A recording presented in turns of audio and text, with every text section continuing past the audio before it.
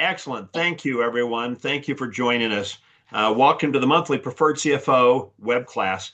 My name is Scott Crawford. I'm a partner with Preferred CFO. Tara Chrisman, who would prefer to be static and not moving, she will be the admin for today. Today's topic is KPI and metric strategy, and it will be presented by a member of the Preferred CFO team, Mr. Fred Patton.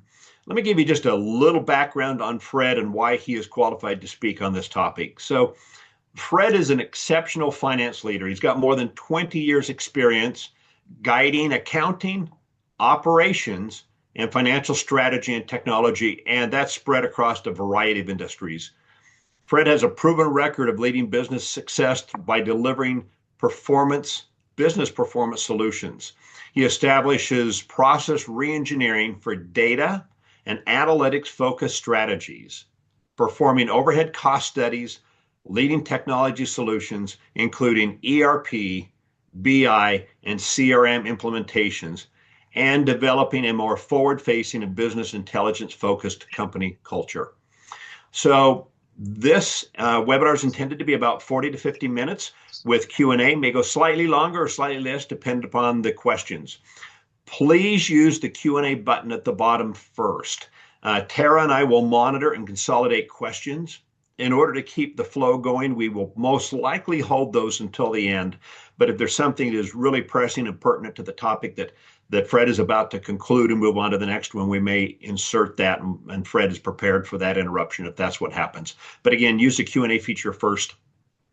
If you have specific questions about how this applies to you, we are more than happy to give you some pro bono one-on-one time afterwards, and you can we'll send you a chat where you can put that back in the chat link.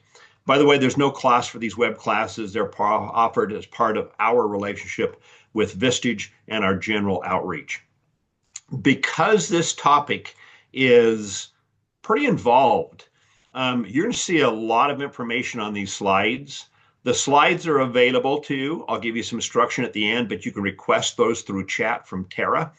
And feel free to use your phone or whatever to screen grab the information. Again, we're talking about KPIs and data, and so there's a lot of information here. I'll repeat this offer at the end. If I will put into chat the email address for Bob McDonald, who is my counterpart. If you would like us to send you back a report about what KPIs we think are most relevant to you and your business, and you know either your SIC code or your NAIS code, and if you don't have either your SIC or your NAIS code, you can send us your website to Bob McDonald. Again, I'll put that email address in chat, and we will send you back a customized report about what we believe are the most relevant KPIs related to your business and the product or service that you deliver. So I think those are all of the logistics. Fred, I'm going to let you take it away, and we'll look for Q&As in the Q&A or questions in the Q&A portion, and I'll put the other information to request additional resources in chat. Thanks, Fred. Awesome. Hopefully you all can hear me. I'm very excited to be talking about this topic. I have a lot of passion around it, a lot of experience in deploying these types of solutions. So let's unpack this. There's about 22 slides. Scott mentioned I'm not going to get into reading this out to you. You can all review this after the meeting once Scott disseminates the presentation. So with that, what is BI? So everybody may have a different interpretation. I would imagine if we polled every one of you, you would have a slightly different take on it. You might be in a different stage of your journey around this, but essentially the way I look at it, it's a combination of technologies and practices used to collect, analyze, and present business data to support decision making, right? So that's kind of, it's not just technology, it's a combination of that and business practices or processes, if you want to call it that. Why is it important? It empowers organizations to make informed, data-driven decisions. So a lot of my experience has been trying to encourage businesses to become that data-driven decision-making culture. And so all that means is you're really making decisions with data. You're not waiting until the month closes. You're not waiting until 60, 70, 80 days after an event happens and you're trying to look in the rearview mirror. Instead, you're looking through the front of the windshield, if that makes sense. On this particular slide, the three things I wanted to share on this in terms of what is a business intelligence dashboard. And when I say a dashboard, I think the way BI is successfully deployed in my experience is through what I term a balanced scorecard. So it's leveraging a discrete set of metrics. It's typically encompassing both operational and finance metrics. So you might think it's a lot of finance metrics, but typically, if it's successful, it's usually encompassing more operational metrics, if you will. And so that's how I look at that. And then the other piece, I'll unpack this a little bit more as we go along, is it includes actionability and benchmarks. And this is where the rubber meets the road, is having that data that you can action against. It's not just a high level metric that you look at and say, this is interesting. It tells me something is either bad or good, but it actually, you can drill down and you can action against it. And the other piece that oftentimes is overlooked is having a benchmark. And it may seem like a simple thing to think about or a simple thing to consider as part of this exercise, but a benchmark is like, look, if you want your annual recurring revenue to be what? You want your churn to be what? What is industry standard? What do you want that number to be? So you have to establish a benchmark, otherwise you don't know what you're aiming for. And so on this particular slide, data visualization is really kind of think about conditional formatting. So you want to be able to see like what's going well, what's not going well. The other piece is transparency. So you want data points that all parts of the organization or department or team can access and look at. So it's not meant to be a tool or a function that is only housed by IT or finance. So it needs to be that kind of functionality. And lastly, and there's other points to unpack here, but it needs to be self-service. So something that doesn't require technical assistance. Now, certainly building this program, you need a lot of technical help to do it, whether you do that internally, you do it yourself, as Scott mentioned, and we can help you with that, or you hire folks on the outside to help you do that. So what is business intelligence not? My opinion, but I think it's fairly universal. It's not a single tool. So typically what people may think is, look, I can get all my BI from my ERP, whether it be Oracle, NetSuite, or QuickBooks or whatever.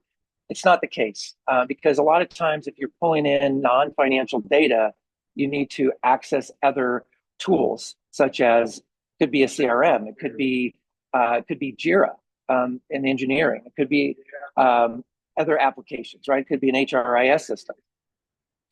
The other is not just reporting; it's meant to be predictive and drive strategy. It's not looking in the rear view mirror at a report that was produced after you close the month. So it's not just reporting.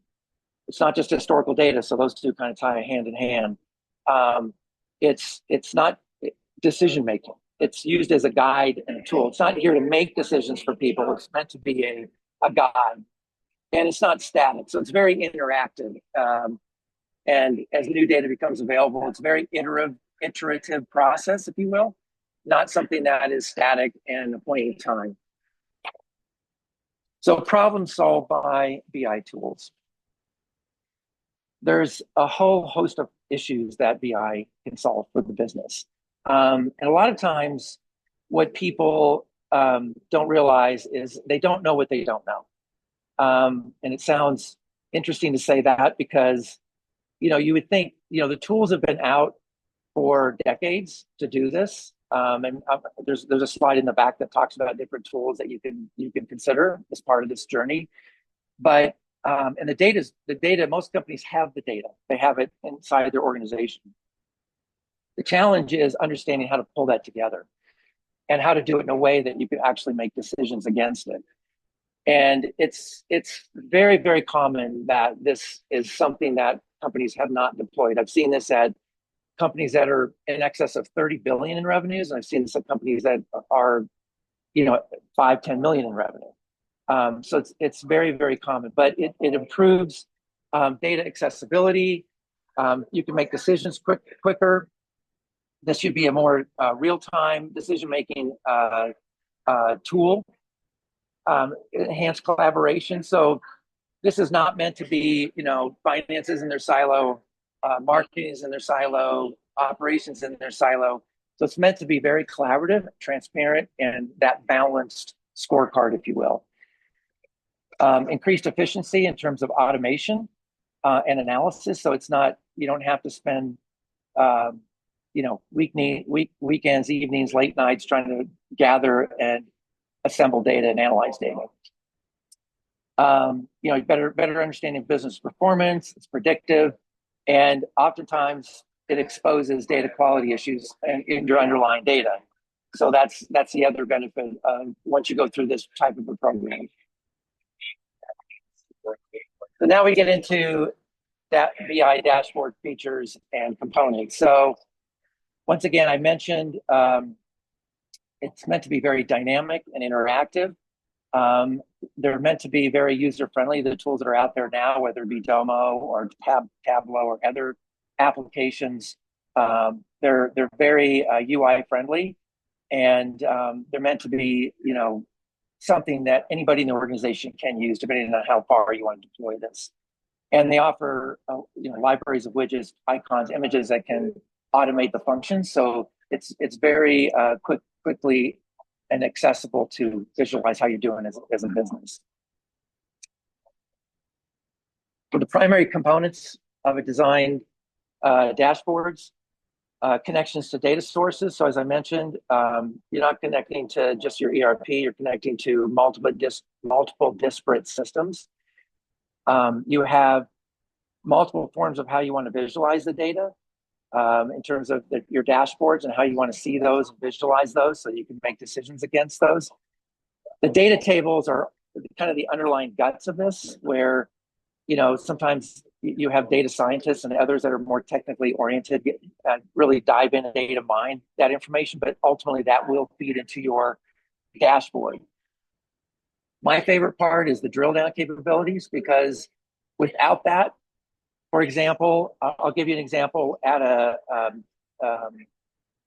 SaaS business that I did a metric around churn. And we had churn that was in excess of 10%. We set our benchmark at 5%. And we didn't understand across 160 countries, 22,000 customers, and 100 products why customers were leaving. And so we knew churn was bad, but we didn't know where, why, how, what we could do about it. And we set up reason codes inside of our CRM to track and monitor and organize why, through reason codes with the sales team, why customers were leaving the business. And project forward, we were able to reduce churn, increase ARR. The stock price went up from $36 to almost $92 in that business just by doing that. And it took a matter of a few weeks to make that happen. So those are some of the benefits of that. This slide basically describes the data flow, basically from the raw data, the data consolidation, all the way through data presentation. So this will depict, the ETL process in terms of extracting the data, cleansing the data, ensuring that you understand what you're going after, and then the transformation of that data that happens behind the scenes through ETL tools, and then the data presentation and visualization of that data. This is also a depiction as well, kind of that process from step 1 through step 5 on how you go about in getting the data and how those are organized into online analytical processes or cubes, and then how you have analysts run analytical queries against that, and then how those run into and feed into visualizations or dashboards, which is probably largely where this audience would get involved, other than the design part of it, and then the usage of that information. This also is kind of how the data is kind of staged and processed from the data sources through extraction, data transformation, loading, and typically you have a data warehouse or a data lake that houses the data, and then that feeds into interactive dashboards.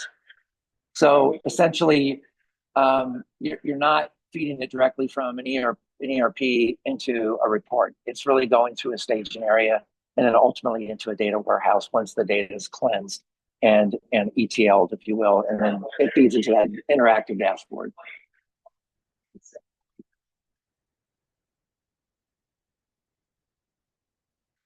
So on the methodology, it's look at this more like a bit of a project plan, where the business gets involved, typically in a fairly involved way from a time commitment perspective, is that discovery and KPI planning.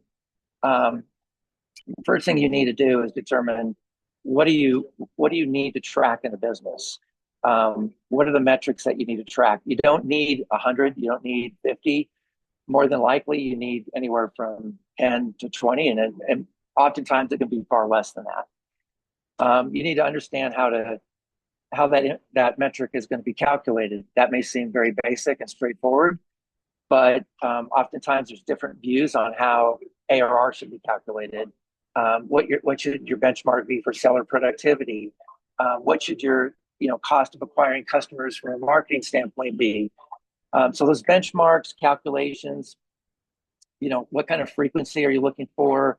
What are the metrics that you should be collecting as an organization, and having that all triangulate in the balanced scorecard.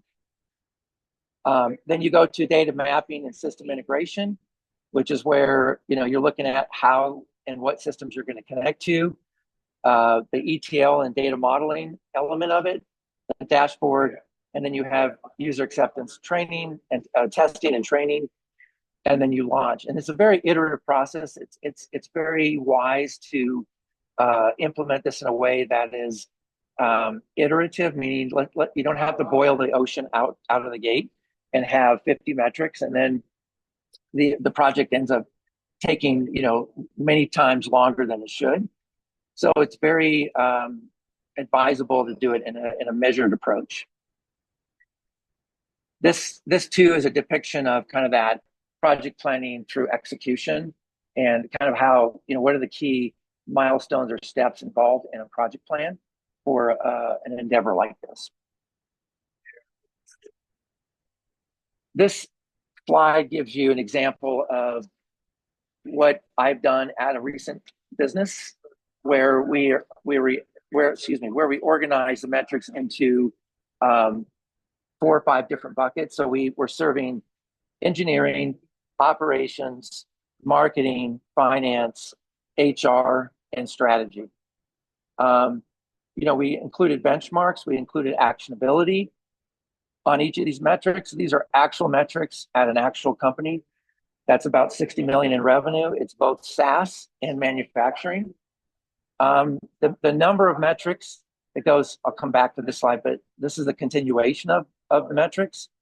So it's essentially starting out, I think, with a maybe more than healthy list of metrics, but it's ones that are critical to the business. I've heard individuals inside this company say we're actually acting like a real business now. Decisions are being made real time against this data to affect both profitability, top line revenue growth, reducing inventory, looking at return rates, looking at product throughput from an engineering perspective, from a Jira ticketing and product life cycle perspective, and the list goes on and on and on. So it's very very meaningful and valuable. I've had the opportunity to do this at a financial services company and helping them sell the company at a very valuable multiple upon exit. Done this at a entertainment company and helped the company stay afloat with a game in the market longer than it should have. So a number of different examples that are real-time examples that are meaningful to the businesses that I've served. The next few slides get into the different kinds of reports. So we're going to get into examples of what you would see from zone reporting, which is an overlay to Power BI. So on the financial reports, you can see the different kinds of financial metrics that you would or may want to see around DSO, DIO, DPO, ARR, churn, and a number of others. You can look at gross margin. I've done that at other companies where you can look at gross margin by product, basically a P&L by product type and by geography, et cetera. Sales and marketing is one of my favorite areas around, you can look, be looking at seller productivity, conversion rates, weighted pipeline. And those are the things that I've personally found very useful to the sales and marketing organizations. Also, cost of acquiring a customer, marketing qualified lead, attainment, and things of that nature. On human resources, examples can include engagement scores, employee retention, turnover,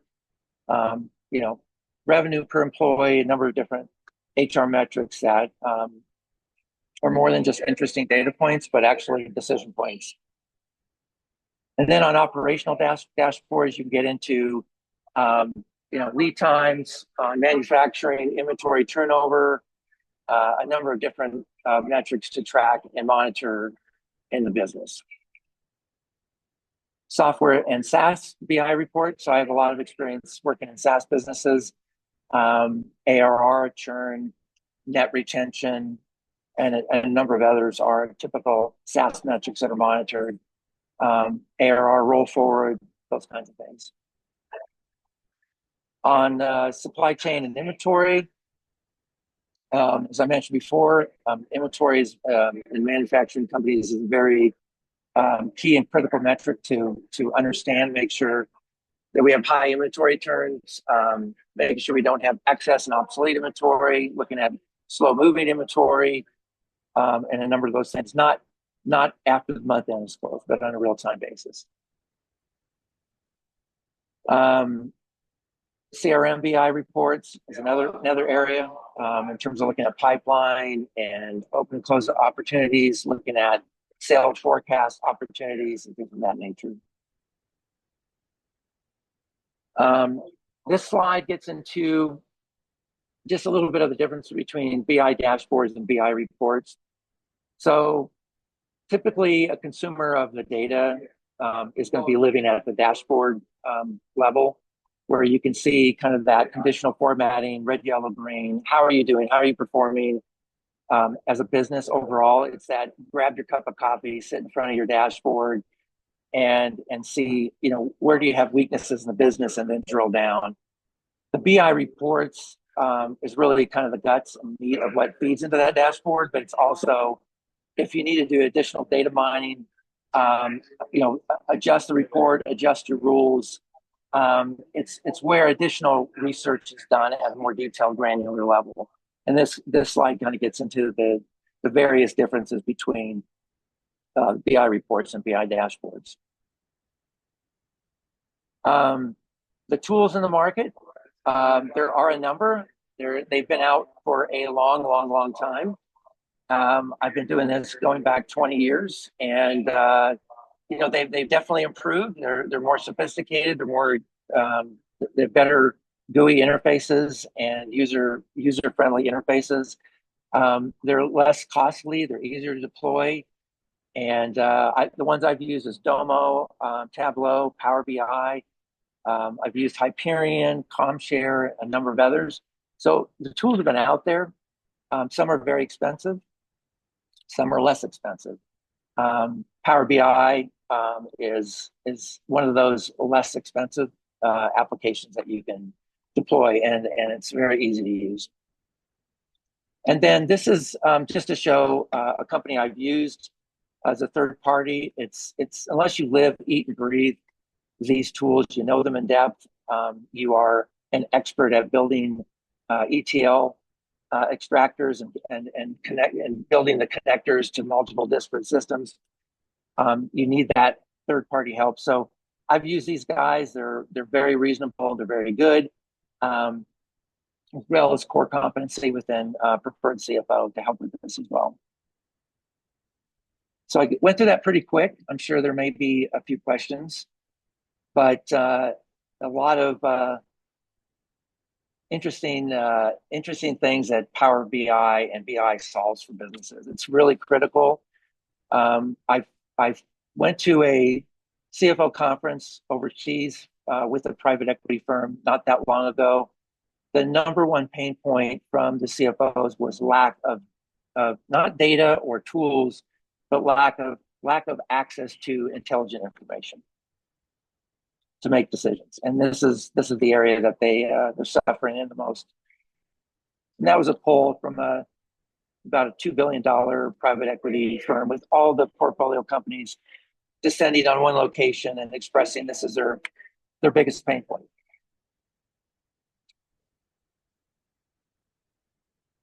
Scott, you're on mute. Thank you. Fred, let me ask you a question, because we have this experience about growing companies, because we deal with companies really from startup phase all the way through, $100 million or beyond. But, when they feel like they get the return on investment from a full-time CFO, because that's the key, get a return on investment from their CFO. At what point in time, or does it vary by industry, does a CEO, need data versus just gut instinct that got them this far? Because that seems to be a transition phase, right? Hey, my gut instinct got me this far, but now it's starting to fail me, or I'm not as confident as I was. So is there a point? Does it vary by industry? I don't think it matters by industry. I think you can run line of sight or shoot from the hip when you're really, really small. And I came into a company recently where it was about 40 million in revenue, and the task I had was to professionalize the organization. And one of the first things I did was this. And all the leaders in the organization, and we're talking operational leaders, so VP of operations, VP of marketing, all that, they were desperate for this information. And they came to me and said, look, we're so glad you're implementing this and leading this, because it's a lot of it, Scott, is people don't know what they don't know. I use the hamburger to steak analogy. If you've always had hamburger, you're okay with hamburger. And then all of a sudden you get a steak and you're like, hey, I want more of that steak. And this is what happens with data. As soon as the CEOs that I've served get access to this information, they want more. They want more information. And oftentimes it's a very iterative process to say, look, can we get this? Can we get this information? And so I think the timing for most companies is yesterday, not okay in the future, or unless it's a really small company, and they have line of sight to everything. A lot of companies I've come into, the CEOs doing the payroll, they're closing the books, they're doing everything, but there comes a point in time where they can't scale, and they're getting larger, more complex, and they have to have access to data to make those decisions. Yeah.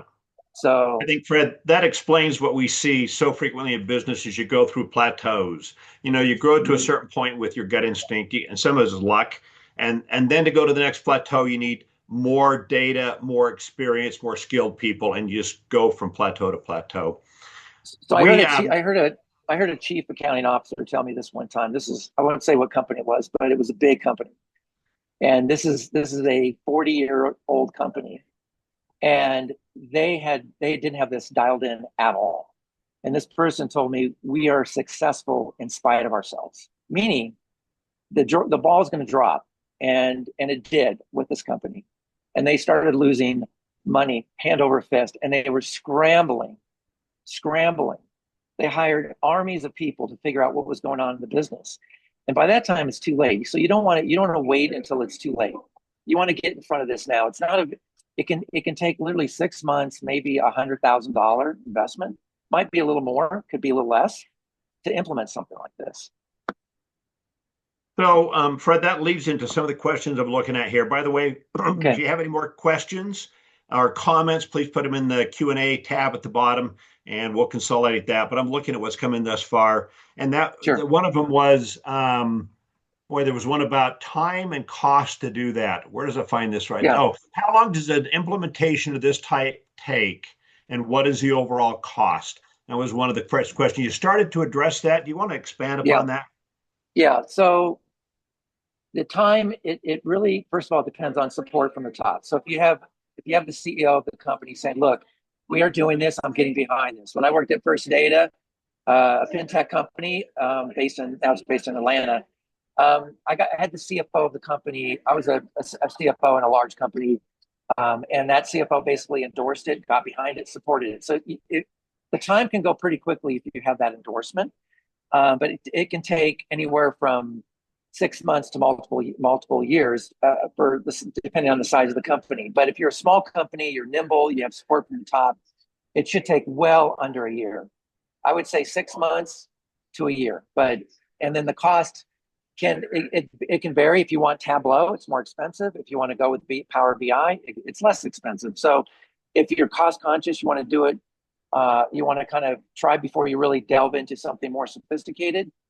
But you want to be cautious about making sure you get something that can scale with your business. But let's say you're trying to go economical, you can do it probably for 100K in less than 6 months. Is this an all or nothing, or until it's in, you don't have any data you can rely upon? Or do you begin to see some of that dashboard appear as it's implemented over time? The latter. You can definitely iterate on this and say, look, we're gonna put in place 5 key metrics. We want to get something off the ground. We need these 5 metrics yesterday. Let's get this rolling. What I wouldn't do is if you have an outside consulting firm or PCFO helping you, that you would kind of start and stop, because you want to continue with that program and that journey. And so let's say you want 20 metrics, you want to start with 5. Don't start with 5 and then stop, and then 2 years later come back to the other 15. I mean, I will say, as another analogy, I had the privilege of sitting in front of Bill Gates and his team on metrics some time back. It wasn't like a couple of years ago, it was several years ago. And they had 5,000 metrics that they were tracking. Now, Microsoft is a big company. Everybody on the call probably knows who Microsoft is. They wanted to get down to five metrics. So that was their goal. I don't know if they got there. I gave them some advice. Didn't really help them through that journey, but that's a pretty noble goal. But you don't need 50, 60, 100 metrics. Yeah, agreed. A couple more questions here, Fred, while we have you. Sure. What is the typical participation from the management team? I think is what's being asked. What is the typical participation from the CEO or the management team in the design phase of this project? It's Yeah, always a question, right? How much is this yeah, going to take from my time? Because I've got a full plate. yeah, yeah, exactly. Well, you have to spend time up front really understanding what your KPIs are going to be. You don't want a consultant to come in and say, hey, here's what you should do. I mean, you can get some guidance, you get some overarching suggestions, just like you're going to do for this audience, Scott. But I think, it takes that design uh, phase of the project. I would say the commitment would be, maybe a month, of concentrated time to really sit down as a team and understand the metrics that you want to track. I think there's one person in the organization, could be the CFO, it could even be the CEO, it could be somebody else that the CEO designates. But you do need that kind of champion of this that can carry the ball forward. You don't want it to be a you know a kumbaya kind of thing. You do want a champion of this inside the business. You don't want to leave it to consultant to make those decisions, but you can have a consultant be that guide and that person that can help guide the business. Okay. These questions are all related. I can tell people are thinking about this. So, what are the most significant challenges in implementing? They put BI program, but I think it could be any of these. Yeah. I mean, the challenge is, once again, going back, you got to have support from the organization. You got to stick to it. You can't just say, well, this is something we're going to start and you don't finish it. So you have to have that champion inside the business. And it could be in partnership with somebody on the outside, but you need that person internally to champion it, to be excited about it, to be that visionary, and to really rally the people internally on the metrics that you want to collect and track in the business. Yeah. So that's critical. So, Fred, this question is coming from someone I know. They happen to be one of our clients, and I think they're asking a question now based upon what they know now, not what they knew then. But the question is, why don't more companies do this? What is holding them back? Okay. It's gonna sound weird to say this, but it's because they don't know what they don't know. Right. And what I mean by that is they don't know what this can do for them until it's too late. That's the number one reason. Because it's stunning to me. I go into places and company after company. So when I was rolling this out, I would go visit companies, big and small, and ask them, where are you at with your journey? What are you doing? These are companies that were on a journey to do this. And a lot of them, it was born out of necessity and urgency. It wasn't born out of like, hey, I think we need to do this, and it makes sense, and we understand it. It was born out of urgency. And what I'm trying to deploy on this call is don't wait till it's a crisis. Do it now. And it's like I said, it's you have the data. Every company that I've ever worked in has the data. The tools have been out there, the processes have been out there. People are doing this in the business world. So I think it's a function of they don't know what they don't know. Okay. Fred, I have one last question. Dude, And I know you could go on for a long time with this, so I'm going to ask you to keep it just really short and sweet, maybe the sure. highlights. And then we'll do a wrap up. I'll tell you how you can get slides, how you can get the KPIs we'd recommend that you follow, and what our next webinar is going to be. But last Sure. question. Can you share any examples, benefits that have come out of implementing a BI program? Absolutely. So at a fintech company, it was based in Denver and then moved to Chicago. They were servicing banks and ATMs, and they didn't understand why they were not growing their business and why they were losing money. And so really we set up a vertical P&L based on each contract, each geography, each salesperson. And through that, we were able to drill down and say, this is the key, drill down and understand where these contracts with these banks were poorly written. We were over servicing businesses. We should have let contracts expire because they weren't profitable. And so through that exercise, fast forward to the end, the company during a short period of time had a dip in revenue because we let contracts expire. We renegotiated contracts to more favorable terms for the business. So dip in revenue, but that revenue did come back up again because we got new business, and the profitability massively increased from an EBITDA of sub 10% to over 30%. That's just one of many examples, but it's all about decisions. Churn, told you about First Data. Churn went from 10% to 5%. Stock price went up. Another company, we were able to sell them at a higher multiple. First Data, KKR, one of the largest private equity firms in the world, came in and bought First Data and accelerated our BI program. They asked, why didn't you do this sooner? I didn't have a great answer for them. I said, well, it's a big company. It's hard to get these things off the ground. But at the end of the day, they accelerated the program, and they were really disappointed that the company that they were acquiring didn't do this sooner. And so there's just many, many, many examples I can share and help out with. And I would love to do this offline if and when folks wanted to have a conversation further. Yep. Thank you. I think that that about wraps it up. Thank you for giving us about 45 minutes. I'm going to put into chat the information. Let me just open this up here to everyone about how you can obtain the slides if you want. It has Tara Chrisman's email address. I'll make sure. Yeah, Tara Chrisman. Also, if you would like the KPIs that we believe you should be tracking based upon your industry, your SIC code, or even your website address, I'll put a second note into chat so that you can do that. So again, thank you for attending. The next webinar will be the fourth Monday of the month. It is coming up. Let me just check the date here. It is Monday, the 25th of August, 3 p.m. Mountain Time, 5 p.m. Eastern, 2 p.m. Pacific. The topic is recruitment, retention, and employee engagement.